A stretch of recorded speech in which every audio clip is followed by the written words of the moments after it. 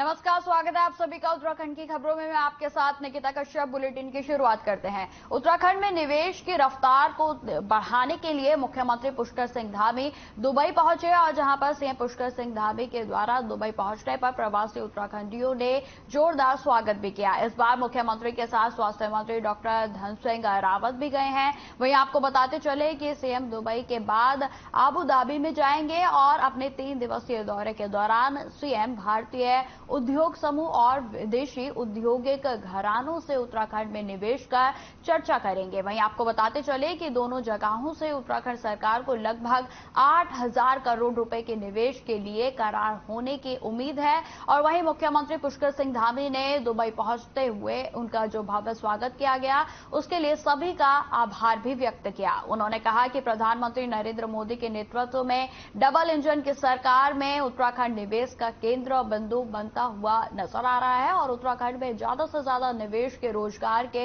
अत्यधिक मौके बनेंगे और इससे उत्तराखंड के विकास को अभूतपूर्व गति मिलेगी। वहीं उत्तराखंड सरकार ने 8 से 9 दिसंबर को देहरादून में इन्वेस्टर्स समिट भी प्रस्तावित की है। पधारे हैं, ये इस बात का प्रमाण है। और जिस प्रकार से मंच पर और जब हम लोग आज यहां पहुंचे हैं, दिन में जैसे ही हम यहां पहुंचे, आज हवाई अड्डे पर, उसके बाद होटल में, उसके बाद यहां पर, तो ऐसा लग रहा है कि मुझे ऐसा लग ही नहीं रहा है कि मैं यहां दुबई में हूं। सच बताऊं तो मुझे ऐसा लग रहा है कि मैं उत्तराखंड में ही हूं।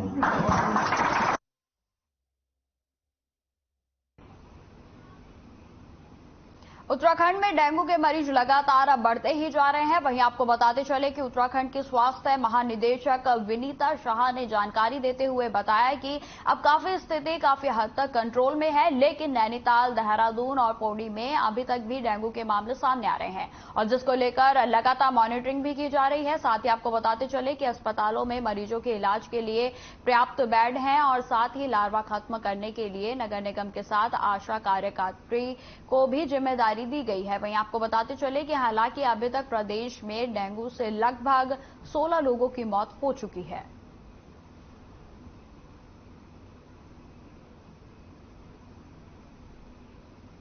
तो आपको बताते चले कि जिस तरीके से लगातार डेंगू के मामले बढ़ रहे हैं, तो वहीं स्वास्थ्य विभाग का यही कहना है कि अब स्थिति कंट्रोल में है और जगह जगह पर डेंगू से बचाव के लिए अभियान के साथ साथ कार्य भी किए जा रहे हैं। और जिसमें अगर अस्पतालों की बात की जाए तो अस्पतालों में भी पूरे सुनिश्चित व्यवस्था की गई है, जिसमें कि बेड्स से लेकर दवाइयों की पूरी व्यवस्था की गई है। वहीं आपको बताते चले कि महानिदेशक चिकित्सा स्वास्थ्य एवं उत्तराखंड की जो विभाग की हैं उनके द्वारा यह जानकारी दी गई है कि अब स्थिति उत्तराखंड में सामान्य बन चुकी है, लेकिन जिस तरीके से मरीज आ रहे हैं उनका स्वास्थ्य भी उनको स्वास्थ्य की प्रक्रिया जो है वो अस्पताल में पूरी की जा रही है और टाइम पर इलाज भी मिल रहा है। वहीं आपको बताते चले कि अभी तक उत्तराखंड में लगभग 16 लोगों की डेंगू की वजह से मौत हो चुकी है।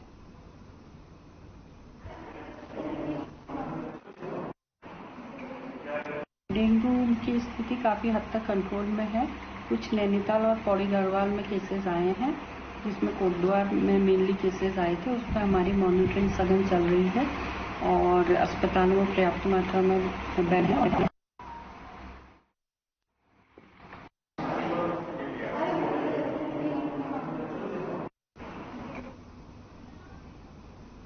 राजधानी देहरादून में दिसंबर में होने वाले इन्वेस्टर समिट को लेकर तैयारियां लगातार जारी हैं। आपको बताते चले कि मेयर ने शहर को स्वच्छ और सुंदर बनाने को लेकर प्रयास भी तेज कर दिए हैं और जिसमें पीडब्ल्यूडी, ऊर्जा विभाग, जिला प्रशासन, नगर निगम के सभी विभागों की ओर से सकारात्मक प्रयास किए जा रहे हैं।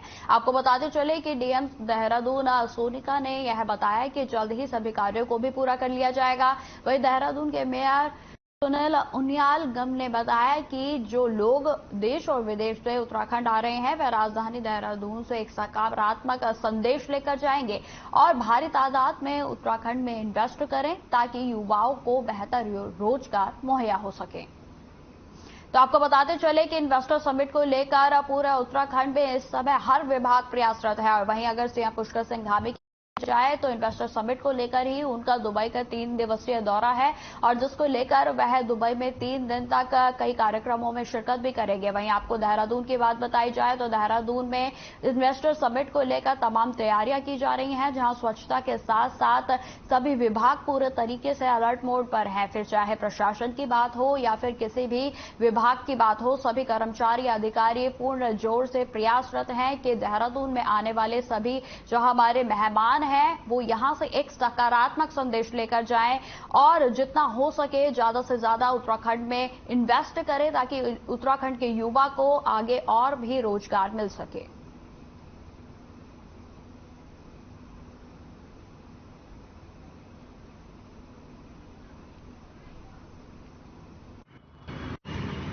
हम लोग एक तो जो पूरी शहर है उसमें जो ब्यूटिफिकेशन का कार्य है, रोड का कार्य है, जंक्शन इम्प्रूवमेंट का कार्य है और जहां जहां हम लोगों को लगता है कि चीजें और इम्प्रूव, फसाड डेवलपमेंट किया जा सकता है या कुछ और इम्प्रूवमेंट किया जा सकता है, उस पर भी काम चल रहा है। तो सारी एजेंसीज अभी काम में लगी हुई है, एमडीडी, नगर निगम, जिला प्रशासन और पीडब्ल्यूडी, यूपीसीएल, सभी विभाग जो है अपने अपने स्तर पर कार्रवाई कर रहे हैं। देश से विदेश से हमारे देहरादून में सब लोग आएंगे, तो हमारा दायित्व है, हमारा कर्तव्य है कि जो शहर की साज सज्जा है, शहर की व्यवस्था है, वो ठीक हो।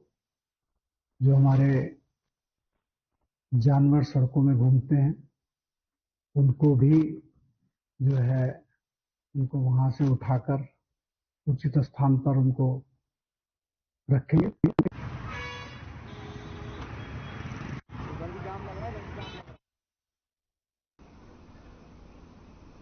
27 अक्टूबर को कोटद्वार आनंद विहार टर्मिनल के बीच चलने वाली नई ट्रेन को लेकर दिल्ली हाईकोर्ट के अधिवक्ता रोहित डंडेरियाल का बड़ा बयान सामने आया है। वहीं आपको बताते चले कि कोटद्वार से मीडिया से बातचीत करते हुए अधिवक्ता रोहित डंडरियाल ने कहा कि उनके द्वारा ही कोटद्वार दिल्ली के बीच बंद चल रही रेल सेवाओं को फिर से शुरू करने के लिए दिल्ली हाईकोर्ट में एक रिट दायर की गई थी और जिस पर कोर्ट ने रेलवे से पूछा था कि क्यों 10 लाख रेल यात्रियों की सुविधा वाली इस ट्रेन को बंद किया गया था और जिस पर रेलवे ने अपने शपथ पत्र में जल्द इस ट्रेन को चलाने का कोर्ट में हलफनामा भी दायर किया था और अब यह ट्रेन कोर्ट के निर्देश पर 27 अक्टूबर से संचालित हो रही है।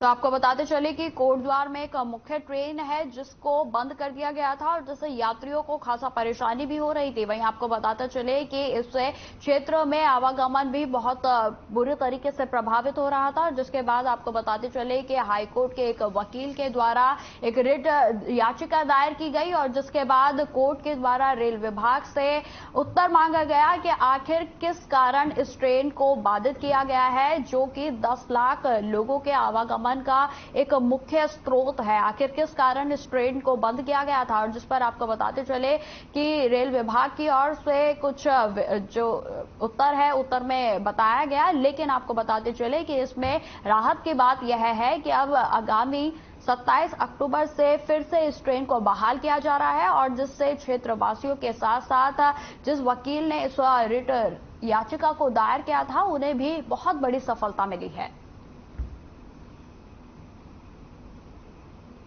तो आपको बता दें कि वकील रोहित के द्वारा यह याचिका रिट दायर की गई थी और जिसके बाद एक्सी ने यह फैसला लिया है कि इस ट्रेन को दोबारा से बहाल किया जाए और जिसमें कोर्ट के आदेशों के अनुसार अब 27 अक्टूबर से फिर से यह क्षेत्र में यानी कोटद्वार में इस ट्रेन का आवागमन बहाल होगा।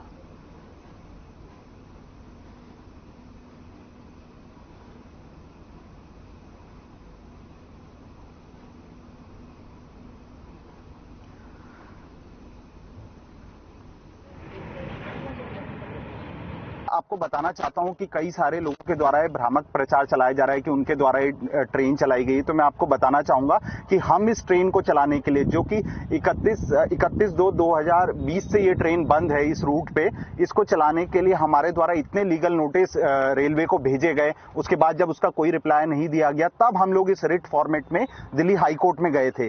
पर आज के दिन मैं देख रहा हूं कि सोशल मीडिया के थ्रू ये एक पार्टी के द्वारा ये प्रचार चलाया जा रहा है कि सिर्फ उन्हीं के द्वारा ये कार्य करा गया।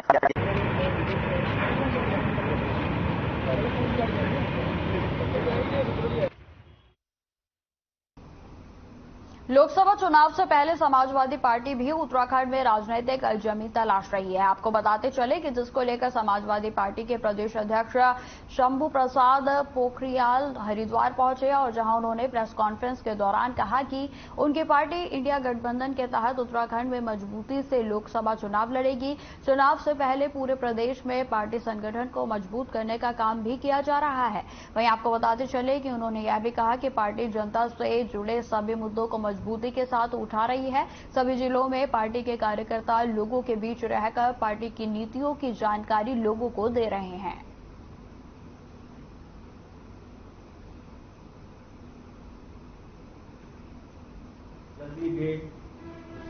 अभी लगातार हर जिले में संगठन तैयार है और जब संगठन तैयार है तो जमीनी स्तर पर काम हो रहा है। ज़्यादा से ज़्यादा क्षेत्रों में, गांवों में, शहरों में जाके लोगों को पार्टी के नीतियों के बारे में बता रहे हैं। माननीय राष्ट्रीय अध्यक्ष अखिलेश यादव जी की नीतियों के बारे में, विकास के बारे में, कैसे काम करेंगे। अगर उत्तराखंड में हमारी सरकार बनती है तो हम समाज के हित में काम करेंगे। निकाय चुनाव नवंबर में जल्दी डेट। पौड़ी जिले के विकासखंड कलजीखाल के झाजो लीधार में कुछ प्रवासी खुलेआम शराब के जाम झलकते हुए नजर आ रहे हैं। आपको बताते चले कि दरअसल दिल्ली से रजिस्टर्ड वाहन की छत पर शराब की बोतल रखकर 4 प्रवासियों ने खुलेआम महफिल जमा ली और जहां ग्रामीणों ने आपत्ति जताई तो इस दौरान प्रवासियों ने माफी मांगी और शराब की बोतल कार में रखकर चलते बने। और वहीं अब आरटीओ ने पूरे मामले को समझा और बताया कि ड्रिंक एंड ड्राइव में परिवहन विभाग वाहन चालक का चालान काटेगा।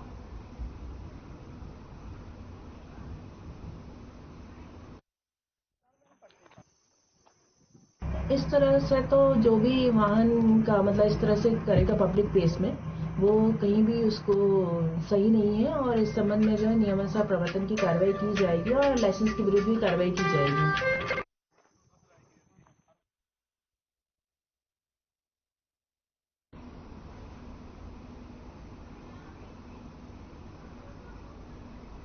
अब खबर पिथौरागढ़ से है, जहां प्रधानमंत्री नरेंद्र मोदी के 12 अक्टूबर को देवभूमि उत्तराखंड आगमन पर उत्तराखंड के छोलिया और जोड़ा लोक नृत्यकों के ढोल दमाऊ लोक वाद्यों के साथ प्रस्तुत को वर्ल्ड बुक ऑफ रिकॉर्ड में स्थान मिला है। आपको बताते चले कि यह उत्तराखंड के इतिहास में पहला कार्यक्रम था जिसमें जनपद पिथौरागढ़ के अंचलों से छोलिया और लोक गीतों के माध्यम से विश्व का ध्यान उत्तराखंड की ऐतिहासिक विरासत की ओर आकर्षित किया गया।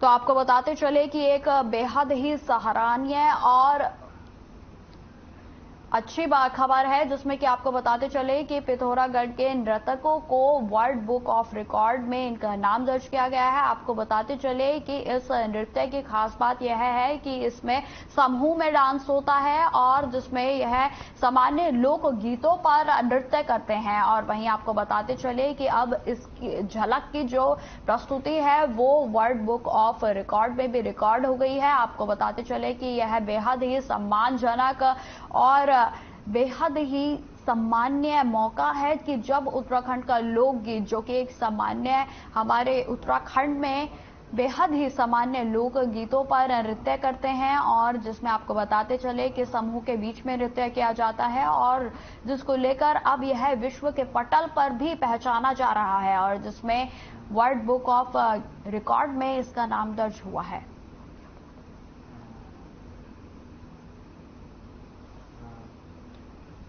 तो पिथौरागढ़ के नर्तकों के नाम इसमें रिकॉर्ड किए गए हैं, जिसमें कि आपको बताते चले कि ये बेहद ही सम्मान पूर्वक तिथि है। और जिस दिन आपको बताते चले कि पिथौरागढ़ के जो नृत्य हैं, जो लोकगीत पर नृत्य किया जाता है, वह वर्ल्ड बुक ऑफ रिकॉर्ड में रिकॉर्ड कर लिया गया है।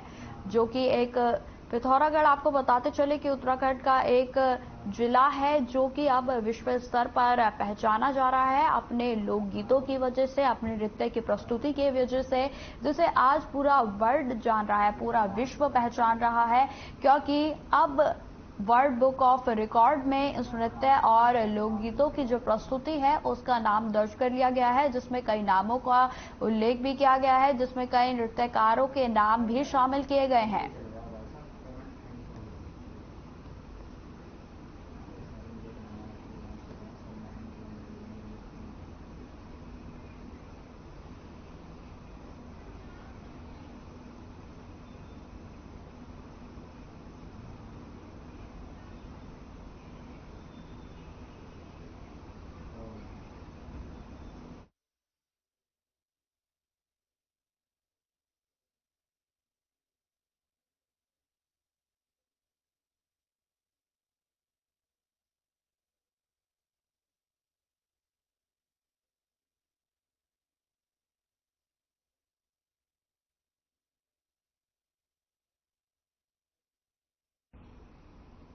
खबरों में आगे बढ़ते हैं। रुड़की के भगवानपुर औद्योगिक क्षेत्र में एनटीएल कंपनी में देर रात भीषण आग लग गई और जिसकी चपेट में आने से कंपनी में भारी नुकसान हो गया। सूचना पर पहुंची दमकल विभाग की टीम ने कड़ी मशक्कत के बाद आग पर काबू पाया और हालांकि अभी आग लगने के कारणों का पता भी नहीं चल पाया है।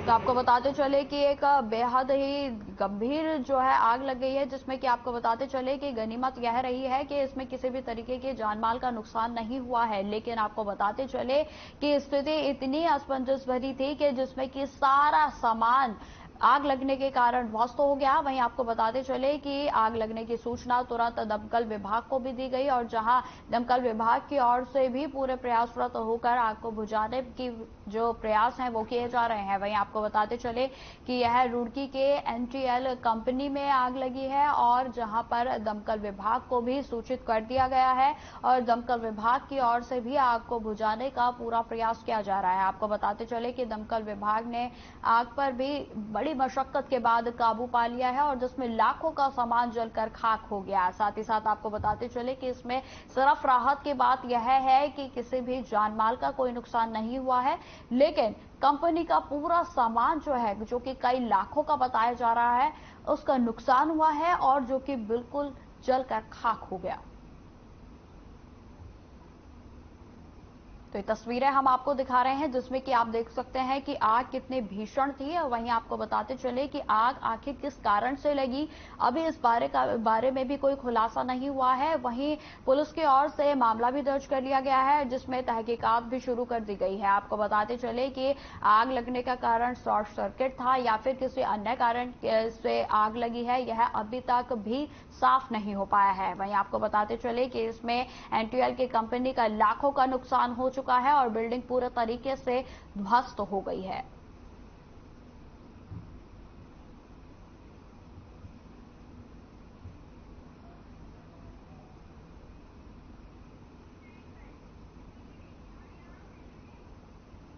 जनपद उधम सिंह नगर के खटीमा स्थित KITM कॉलेज में वर्ल्ड फेस्टिवल का कार्यक्रम का आयोजन किया गया, जिसमें कि आपको बताते चले कि कार्यक्रम का शुभारंभ सोवन सिंह जीना विश्वविद्यालय के कुलपति professor doctor Satpal Singh Bisht, doctor Devendra Singh Bisht ने दीप प्रज्वलित कर किया। कार्यक्रम में वर्ल्ड बुक ऑफ रिकॉर्ड के अंतर्गत 19 फीट 11 इंच का लंबा कुमाई ने पकवान सेल बनाया गया और जहां पर आपको बताते चले कि कार्यक्रम में के मुख्य अतिथि प्रोफेसर सतपाल सिंह बिष्ट ने विद्यार्थियों का अभिवादन करते हुए उनका मार्गदर्शन भी किया। भारत के प्रत्येक कोने में तरह तरह के व्यंजन बनाए जाते हैं। कई व्यंजन हमारे पहचान में आगे आते हैं, कई व्यंजन हमारे खो जाते हैं। कुछ ऐसा ही हमने सोचा था कि हम वर्ल्ड रिकॉर्ड बनाएं तो एक आमतौर पे जलेबी, समोसे या डोसा या लॉन्गेस्ट कुछ भी हम बना सकते थे। लेकिन हमने सोचा हमारे जितने छात्रों से हमारा मंथन हुआ, हमारे टीचर्स हैं उनके साथ हमारा मंथन हुआ, तो हमने सबसे पहले ये सोचा क्यों ना हम कुमाऊनी कुजीन या गढ़वाली कुजीन में से किसी एक, क्योंकि मैं इस विश्वविद्यालय का मुखिया होने के नाते मुझे लगता है कि इस तरह के टीचर्स को, स्टूडेंट्स को सारी इनोवेटिव चीजें करती रहनी चाहिए। और दूसरे जो बच्चों ने जो प्रयास किया और उसमें उनको सक्सेस भी मिली। सबसे पहले तो मैं सारे टीचर्स को, यहाँ के मैनेजमेंट को, प्रशासन को और फैकल्टी को बधाई देता हूँ कि उन्होंने इस बारे में सोचा और उसको कर दिखाया। तो सर ये प्रयास रहेंगे करें, उनको इनोवेटिव चीजें सिखाएं, उनको प्लेसमेंट अच्छा देने की कोशिश करें। तो वो एक्चुअली क्या है, बच्चे हमारे यूनिवर्सिटी के, कॉलेज के ब्रांड एम्बेसडर्स हैं।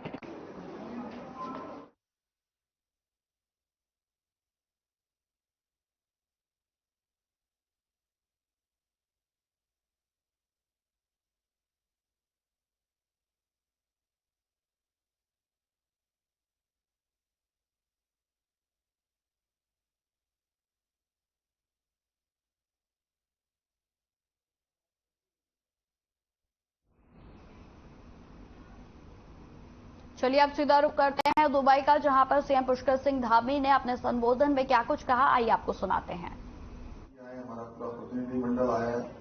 मैं अपनी ओर से आप सभी का स्वागत करता हूं, अभिनंदन करता हूं और आप सबका बहुत आभार व्यक्त करता हूं कि इतने शॉर्ट नोटिस में, बहुत कम समय में और कठिन परिस्थितियों में, अभी नवरात्र का भी समय चल रहा है और सप्ताह का भी पहला दिन है। आपने बताया, कोरंगा जी ने बताया कि सप्ताह का भी पहला दिन है और ऐसे शुभ समय में जब सभी के घरों में भी काम है, कार्यालयों में भी काम है, उसके बावजूद आप लोग इतनी बड़ी संख्या में यहां पर आए और आपने हम सब लोगों का इतना यहां पर सम्मान किया, स्वागत किया, अभिनंदन किया।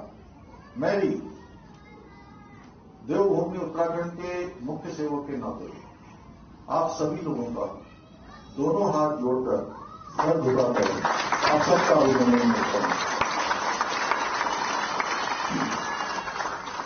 आज इतनी बड़ी संख्या में आप सब लोग यहां पर पधारे हैं, ये इस बात का प्रमाण है। और जिस प्रकार से मंच पर और जब हम लोग आज यहां पहुंचे हैं, दिन में जैसे ही हम यहां पहुंचे, आज हवाई अड्डे पर, उसके बाद होटल में, उसके बाद यहां पर, तो ऐसा लग रहा है कि मुझे ऐसा लग ही नहीं रहा है कि मैं यहां दुबई में हूं। सच बताऊं तो मुझे ऐसा लग रहा है कि मैं उत्तराखंड में ही हूं।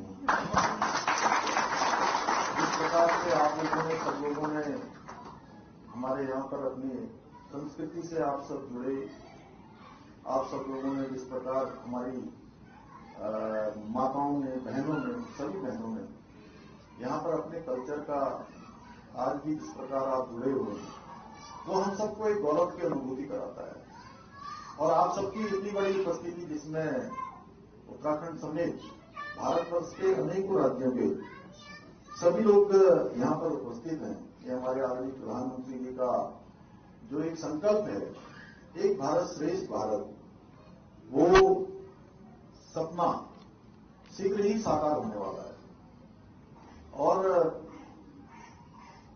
आप सब जानते हैं, ये भारत का आजादी का अमृत काल प्रारंभ हो गया।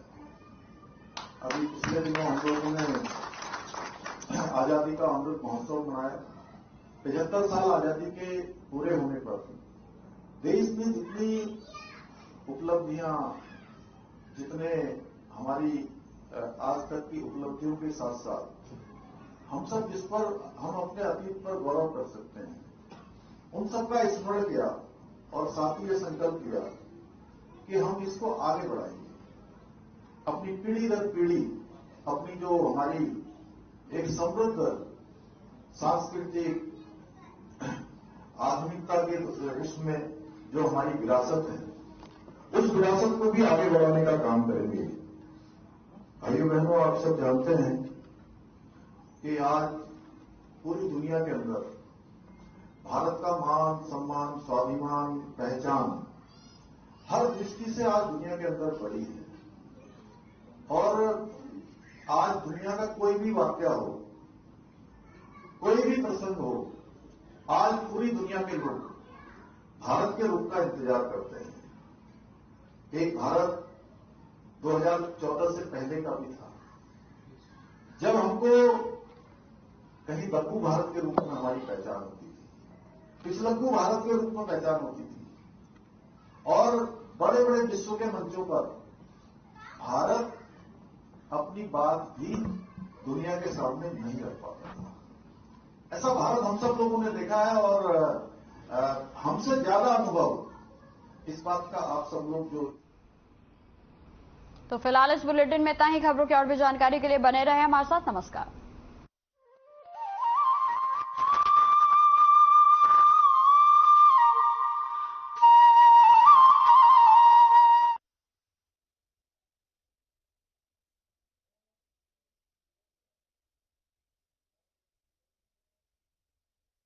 Hey, look! I can download a song